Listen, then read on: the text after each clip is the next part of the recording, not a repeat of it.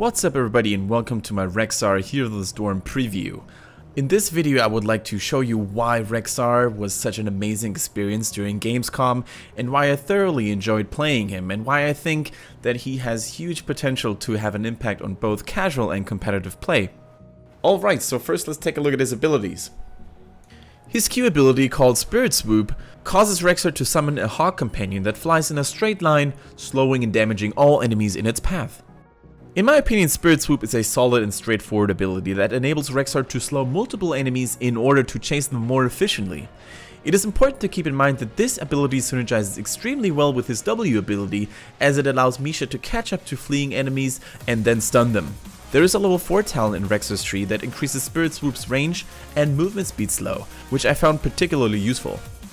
Rexxar's W ability, Misha Charge. This ability causes Rexxar to command Misha to leap towards a target location, stunning and damaging all enemies in her path.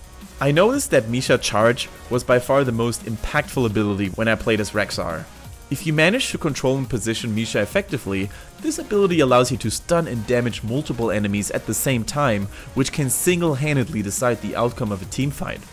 What I found particularly strong was the fact that Misha can leap behind enemy heroes and potentially body block them in narrow choke points. Rexxar's E ability, Mend Pet. This ability provides first aid to Rexxar's bear companion and gradually heals her over time if she's nearby. Being able to heal his bear companion Misha was incredibly beneficial to Rexxar's overall combat performance because he feels fairly weak without her. This ability has a relatively moderate cooldown, which means you can heal Misha at least once or twice during an average teamfight. Rexxar's first heroic ability, called Unleash the Boars. Rexxar summons 3 boars that charge towards enemy heroes, slowing and damaging them on impact. The boars will also chase after cloaked heroes and reveal them as soon as they hit them. This heroic ability felt most useful if your team lacks crowd control in general, or if you face cloaked heroes like Nova or Zeratul. Rexxar's second heroic ability, Bestial Wrath. This heroic ability causes Misha to turn into a frenzy and greatly increases the damage of her basic attacks. I mainly chose this heroic ability when playing as Rexxar, as it really increases Misha's power level even further.